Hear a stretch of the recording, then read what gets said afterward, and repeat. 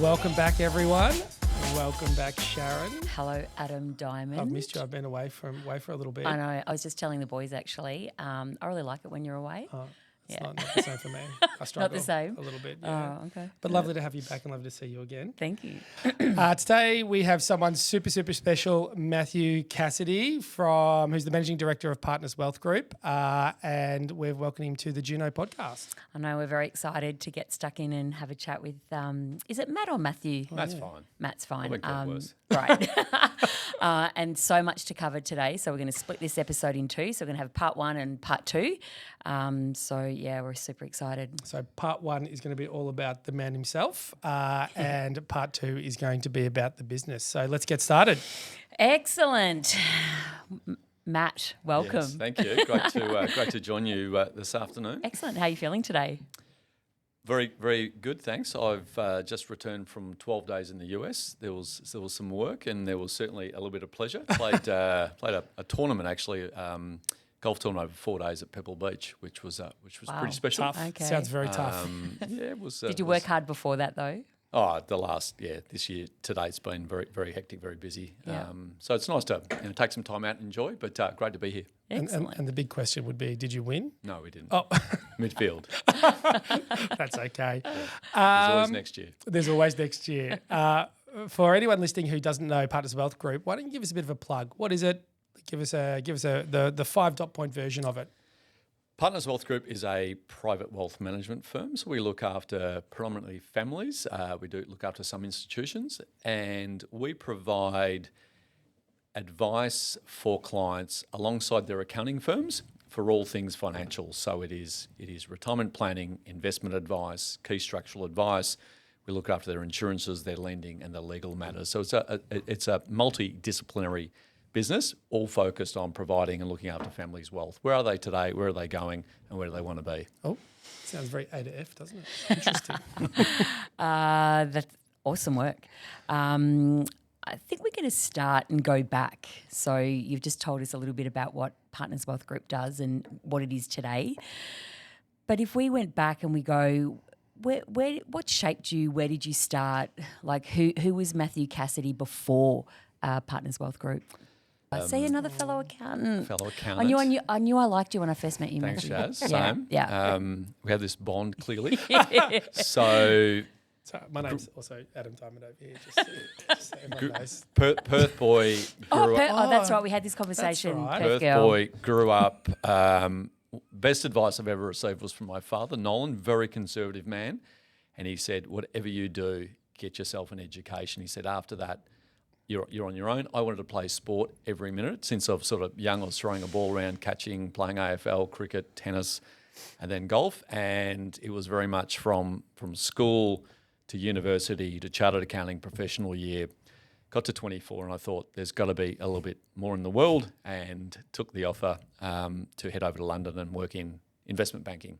And I think that was the start of the love affair of investment markets. And I always thought that where some clients of a stockbroking firm that was 3 floors above where we were could make more in an hour or more in a day than we made in a year, I thought that was pretty interesting to know about.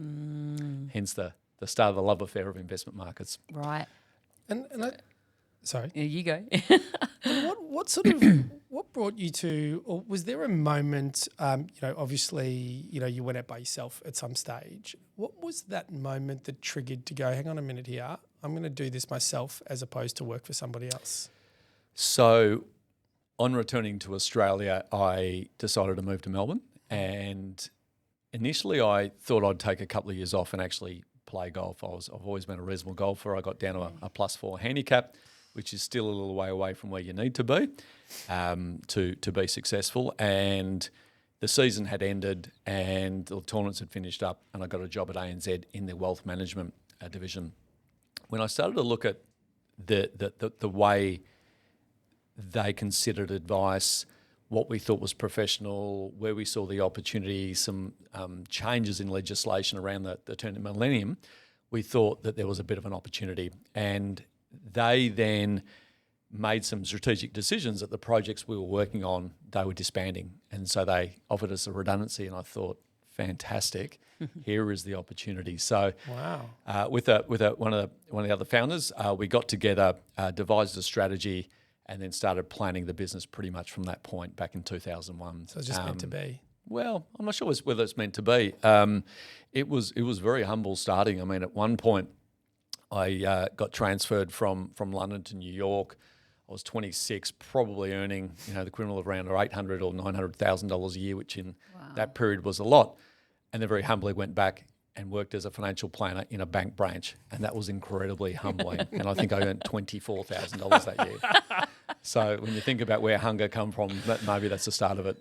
And we often hear that it's a trigger, and it's a moment in time that they talk about those sliding doors moments where you go. There is that moment where you go, whether it's a redundancy or whether something happens in one's life, there is often that trigger that goes, I'm going to take a different path now.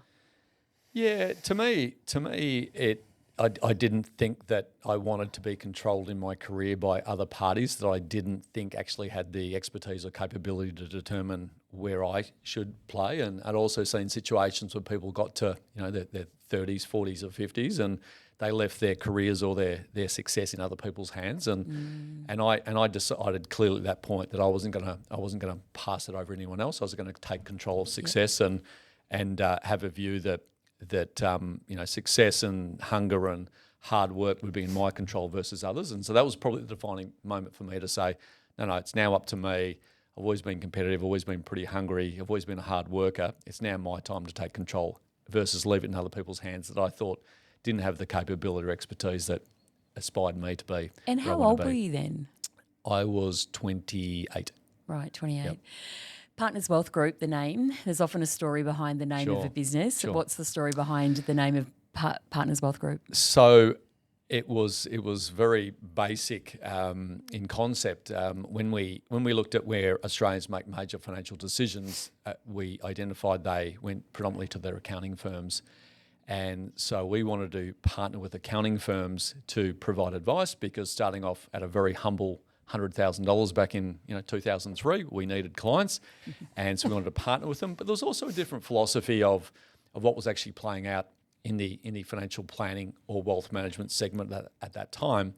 And what we saw was there was a lot of product selling, and for example, people would be putting their money into a superannuation product, and the advisor would be collecting 5% of the income off that. And we just thought that's not conducive or long-term partnership arrangements. So what if we could change the mindset and actually sit alongside people, not for a short term to get a commission, but for a long period of time to help change and transition their wealth? And so that was really between the accounting side and the mindset was how we devised Partners. And the Wealth Group? And the Wealth Group was, we originally had a business called Partners Retirement Planning and Investment Advisors. Right. Trying to put that on the page was quite long, trust me. Very long. Certainly not a web page. And we had a business called Partners Superannuation Services. So as we devised or as we established other businesses, including legal and lending, it then started to become a broader group. So Partners Wealth Group was well suited. Right.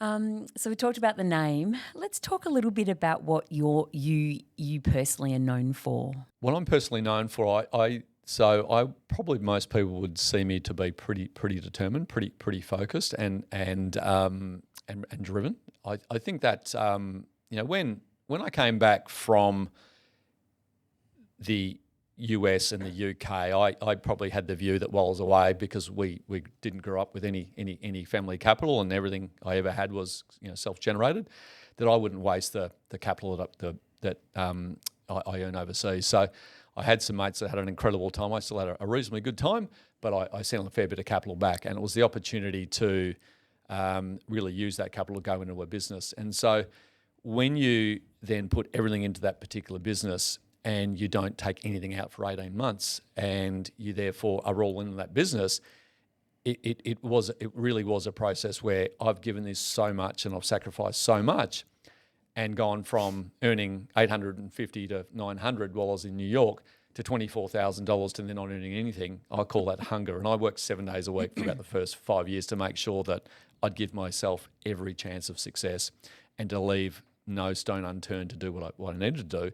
But I was still new in the industry, so that was also very interesting as well. Yeah. So I thought that hard work would overcome any obstacles, and there was a lot of obstacle. In fact, we were less than 2 years into the business, and it was the first of, I know this very well, 1st of February 2005, and we were on Glenferrie Road, in Melbourne, and there was an accounting firm upstairs, and it was about 4 o'clock in the afternoon. They ran down and said, "You need to get out of the building.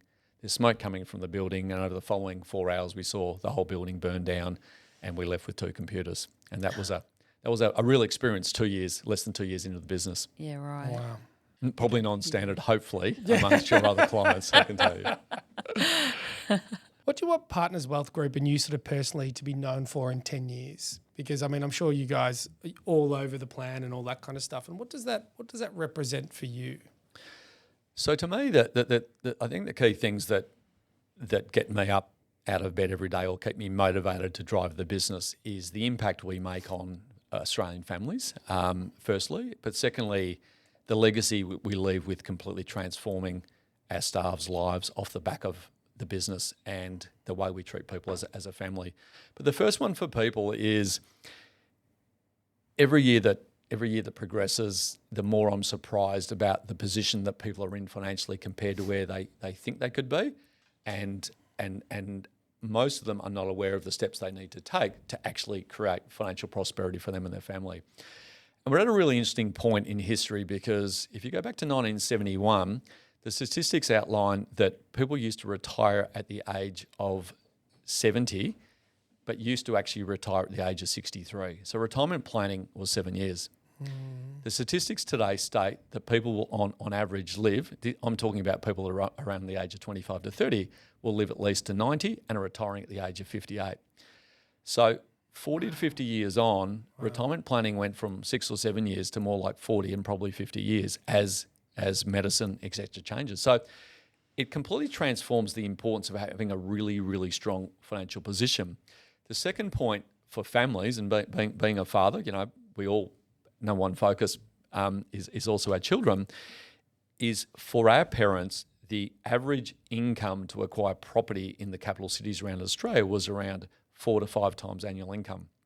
Looking at Melbourne, maybe less Melbourne today, but certainly Brisbane and Sydney, we're up around 15 to 20 times. If you actually look at some of those changes that's actually played out in history, suggests that there's some real change and some real importance of actually having a really strong and robust financial position.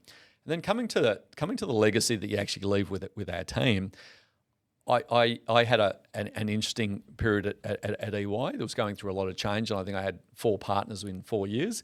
And I thought, if I'm going to lead a business, what sort of leader do I want to be? How do I want to treat people? How do I want them to be not just an employee, but a part of the team, a part of the family?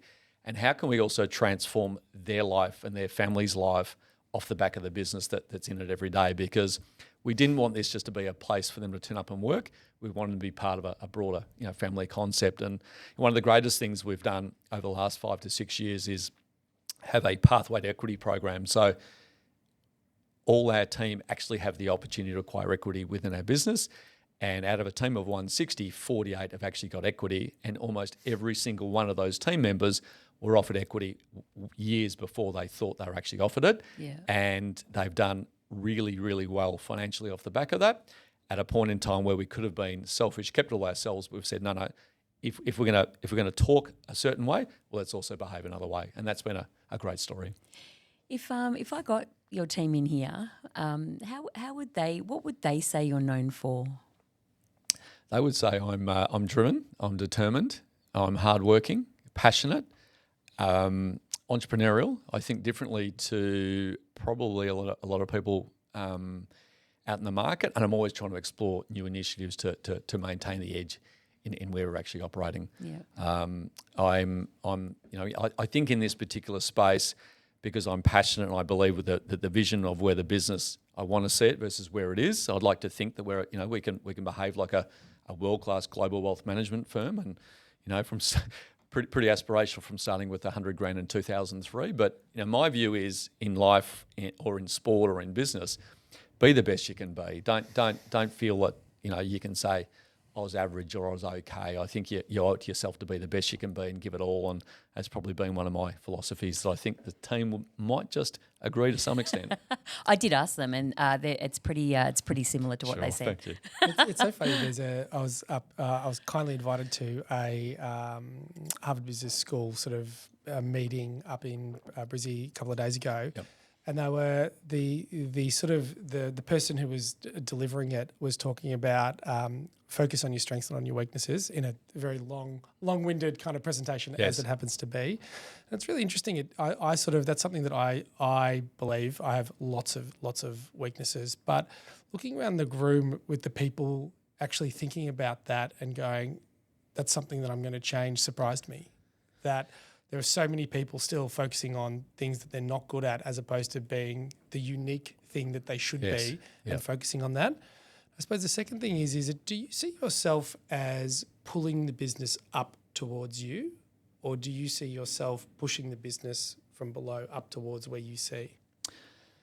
So, in terms of strengths and weaknesses, I think one of the best things that we've done within this business is treat the business as a growth play as opposed to an income play. We might cover it off a little bit later, but in doing that, we made a conscious choice to attract talent which was actually complementary to my skill set. So I think I'm more in the growth area. Like I think I understand growth. I understand, particularly because I've absorbed myself in this industry, intensely for a long period of time. I understand where it's growing, but I've actually facilitated, particularly through our advisory board and otherwise, to find the right talent that actually complements my skill set. So I think most people would say, Matty, slow down with the growth and your initiatives and allow the people to catch up a little bit. But that's, I think, because of my passion, probably a little bit of founder mentality, and they probably sometimes tell me to slow down a little bit. And so which way is that between that? Probably allowing them time to catch up to the aspiration. We're going to come back to the business a little bit later in the second part of or part two of these episodes. But I want to know a little bit more about you personally, and who's Matt Cassidy outside of work? So my wife Julie works in the business. In fact, when my son Xavier, so we've got one little boy who's 10, was around about 6 weeks old, I asked her to come in and actually rebuild our lending business. We decided that it was required to have a rebuild, and she sort of sacrificed some of her early days with our son, but she also made the decision, hasn't really looked back on the fact that she's always worked commercially in finance, had the aspiration to do that, and was fully up for that particular challenge. So outside business, and it is, we are still in a pretty material growth mode. I think we, sort of probably almost doubled revenue last year, and a really material increase in earnings. Has required a lot of focus. So outside that, to me, it's trying to find the balance between a lot of travel to interstate offices, overseas travel, but it's catching up with friends, family, and I love sport. Heard you're a bit of a keen golfer. Yes, I've played golf since that. the age of 12. Are you still off 4? I'm playing currently off about plus one. So Whoa! That's the current one. Semi-professional, some would call it. It goes out in winter and down in summer when we're trying to win the dollars off our mates where we play with. So You mentioned when you were just talking then about balance. Sure. It's a robust conversation with people around. Yeah. Is it a myth? I don't think there's a work-life balance. I think it's just life. That if you're running a business, it just integrates. There's no boundaries between work and life. There's no nights that I think, it's a work day. It's a active day or a social day. They just integrate. And example of that is I spoke about this in another podcast. Is it was a Saturday and I got a call from a client. And just one of the greatest clients you'd ever have, and such lovely people. And they actually wanted to find a property down in the Mornington Peninsula, and we spoke about it as part of their strategy. And this gentleman, John, rang me and said, Matty, I think I've found the property, and can I speak to you about it? And I said, absolutely, John. And I said, where are you? And he says, I'm outside your house. And I said, well, you better come in. And so, it was a Saturday, it was lunchtime. We had a cup of tea, a cup of coffee, and worked out that we'd make an offer, and successfully they got that property. So to me, I think you need to be careful about getting your right balance through your life. I think your health and wellness has got to be there. Your balance with your friends and your family has to be there. But trying to get, speaking to business people that want to be successful, trying to get that in equilibrium at any point in time, I think is the greatest challenge we actually have between your health, your wellness, your friendships, your business. And at certain points in time, you can't turn on opportunity within a business. So if it comes and you've worked so hard for it, how all of a sudden do you decide that, oh no, I'm not going to go to the gym 5 times a week. I'm not going to go and catch up with friends. I'm just going to, 100% focus on the business. So I think that equilibrium is a challenge everyone deals with, and I don't know anybody that I think's got it perfect that's actively running a business. Yeah, so I couldn't agree more with that. I'm just gonna. I wanted to come back when you talk about how determined you are and the words that you use to describe yourself. How do you stay on as much as you need to in order to keep pushing this business forward? Like that motivation, that drive, that energy. How do you keep that? Oh, it's just inside me. I think I've got this vision and plan, and until such time it's achieved, I'll continue to drive towards it. It's probably I've always been competitive from an early age, and until such time as I'm there, I'll keep getting up and being driving towards that passion. It's but I think it's also the energy comes from a lot of different areas. I think it comes from the people you surround yourself by, and I saw one of your questions prior to this is, what are some of the lessons you've done well now versus what you did early? And I think, our chairman Gary, that's been incredible impact on the business. We spoke about the concept of keeping better company, deal with people that you should be dealing with, and that creates great opportunity for you. And I think one of the lessons and one of the big things we've done over the last, particularly 5 to 7 years, has kept great company. People, dealing with the type of people that will be, positive for your business, and unfortunately spending less time with those that aren't going to contribute to you. And that's not saying that they're not great people, but if you have an aspiration, then why not deal with the people who are going to help you as opposed to the people that are going to hinder you? And sometimes it's just the nature of what you do. Yep. Thank you, everyone, for tuning into part 1. Make sure you subscribe and follow so you don't miss part 2. See you soon.